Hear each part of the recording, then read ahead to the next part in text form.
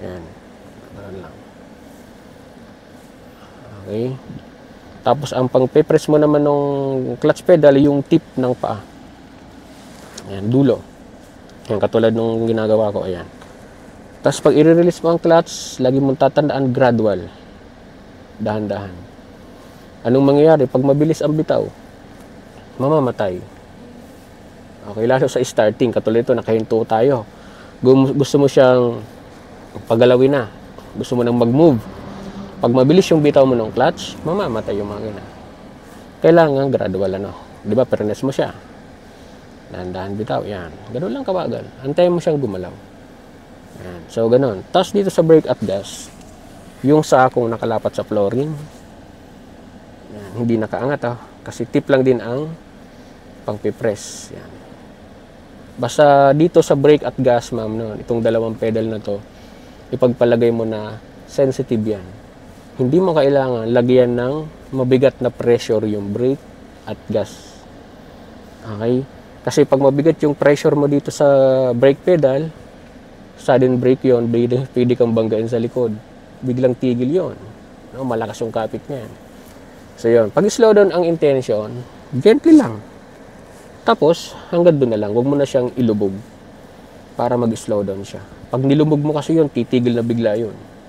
Tapos, kung hindi ka nag-press ng clutch, mamamatay yung makina. Okay? O, yun lang din. Ganun din dito sa gas, no? Ano lang, parang dampi lang din. Kaya nga, mayroon tayong gauge dito, no? Ayan, tinan mo. Ayan, okay? Ganun ang pag-control niya. Ganun din sa brake, dampi lang din. Basta itong brake at gas, pagpalagay mong sensitive, no? Ayan. Sa clutch, okay lang. Kahit i-press mo ng ano yan, ng mabigat, mas maganda. Para mas mailapat mo kaagad sa flooring. Pero kung bibitawan mo siya, i-release mo siya gradual. Unti-unti. Kasi once na nagawa mo na yung intention mo, di ba, ano nga yung use ng clutch? Starting, shifting, tsaka sa pagtigil, no? Once na na-press mo siya, at nagawa mo na yung intention mo, kailangan mabitawan mo na yung clutch. Huwag mo siyang i-stay dun sa pagkakapress. Pero kagaya na sinabi ko, dapat dahan-dahan. Okay? Maalin dun sa tatlo ang intention mong gawin. So, yun ang gagawin natin dito. May gusto ka itanong sa pedal? Hindi ka naman na nagugulan? Mag-i-stop ako, sir. Ano kayong clutch, tapos daan-daan sa brake. Oo. Yan. Kailangan, basta bago ka huminto, bago yung pagtigil, kasi bago ka huminto, gumagalaw pa yun ng dahan-dahan. Bago siya full stop, yung pagtigil talaga, dapat yung paa mo sa clutch ay nandun na sa flooring. Yan. Kasi pag hindi yun nakaabot hanggang flooring, mamamatay yung makina. Ayun yung ano dyan, gamit ng mga pedals. Okay, wala kang question dyan. O, dito tayo sa gear, no? Yan.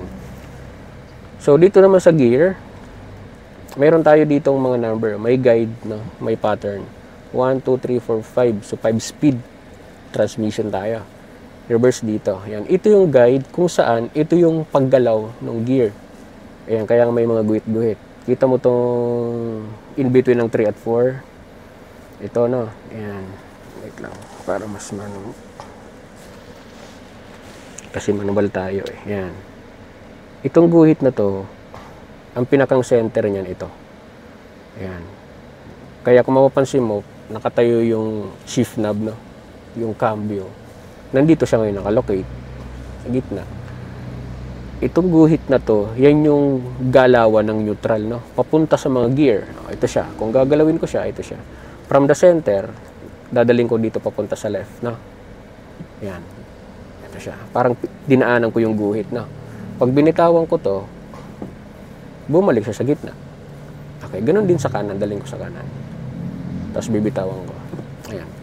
Bumabalik siya ng gitna. Okay? Ayan. Ang tawag yan neutral.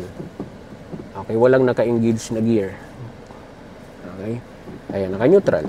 Ngayon, kung titignan mo sa guide, from the center, kung intention mong maglagay sa mga gear, no? Kunwari, first gear, leftmost, tapos pataas. Okay, yan yung first gear. At lagi mo tatandaan, ang starting gear natin laging first gear. No, hindi ka pwedeng mag-umpisa sa 2, 3, 4, 5.